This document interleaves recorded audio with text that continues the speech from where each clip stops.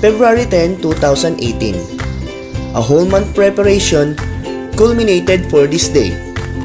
Students under the methods of research were about to conduct an outreach program and data gathering.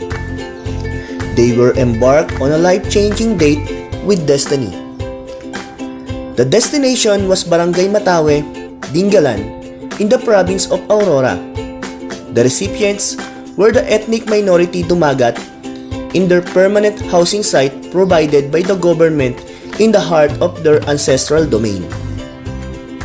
The students of San Jose Christian Colleges Incorporated enrolled in the Graduate Studies program under the tutelage of Dr. Mario Esteban in the subject Methods of Research, plan to conduct an outreach program in the area.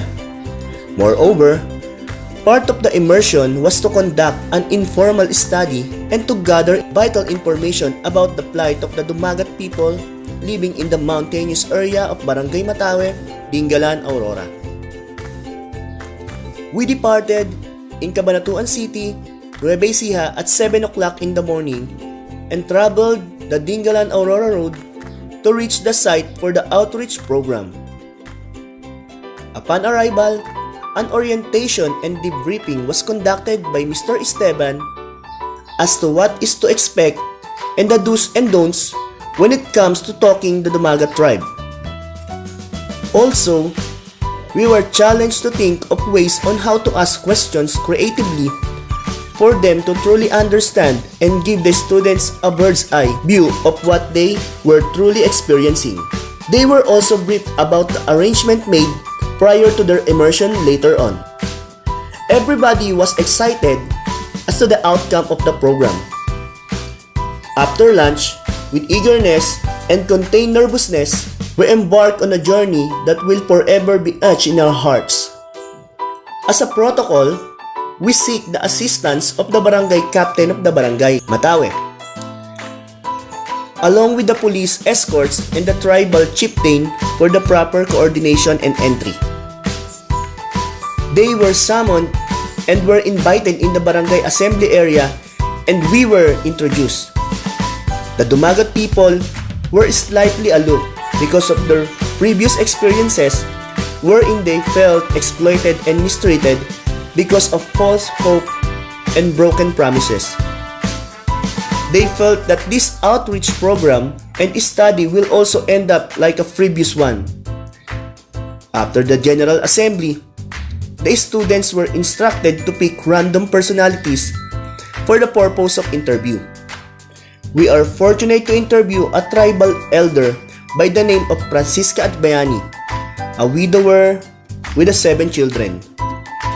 Aling Iska, as she is fondly called by her peers and friends, never knew her birthday and as such, never knew exactly how old she is.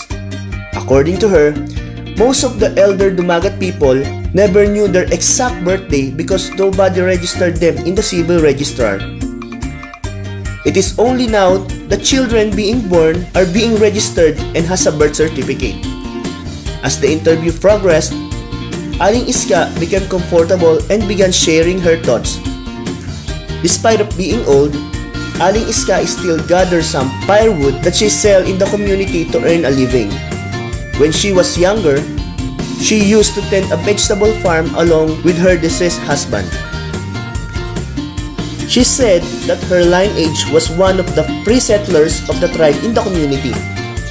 Moreover, according to her, nothing much has changed since the intervention of the government with regards to their situation.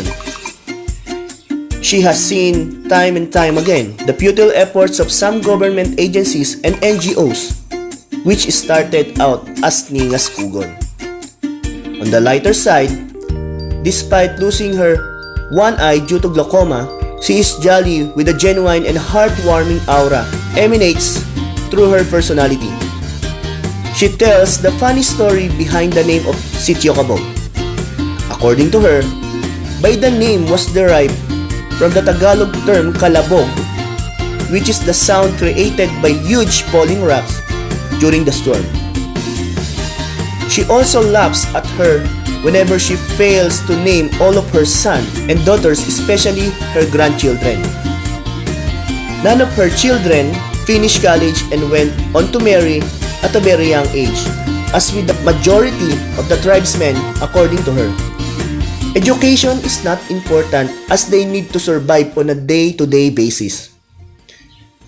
We became very comfortable that we knew it was time to go.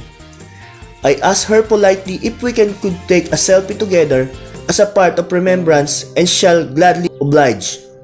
She even quipped a quick word and said, "Maganda yan, para kahit saan, nasa malayo ka, maaalala ako at sana naman ay huwag mo akong kalimutan at makakabalik ka dito bago ako mawala." She said with a smile. We grinned back and said that we will try our best to come back. After the chance interview, they were asked to assemble and were given medicines and prescription glasses provided by the group. The children also received sleepers and the community was promised to be given some fishing boats to use for their livelihood. They were also informed of the researchers' willingness to help them get restricted in the local civil register so as to have their birth certificate. The recipients were very delighted upon hearing the good news. With heavy hearts, we have to say our farewells. With that, we boarded our vehicles headed back to the base camp for a post-conference of what has transpired during the program. Proposals were made and a schedule for the follow-up visit was planned. It was truly an eye-opener experience firsthand the plight of our Filipino kababayans, often referred to as the Dumagat people. It was a humbling experience that will forever remains in our hearts.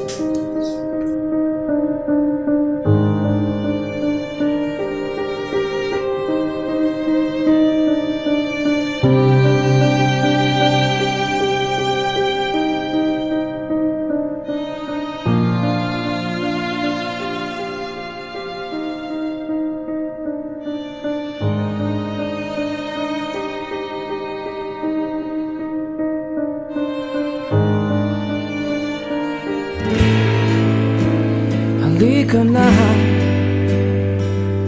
umikit, limutin ang problema. Hihintayin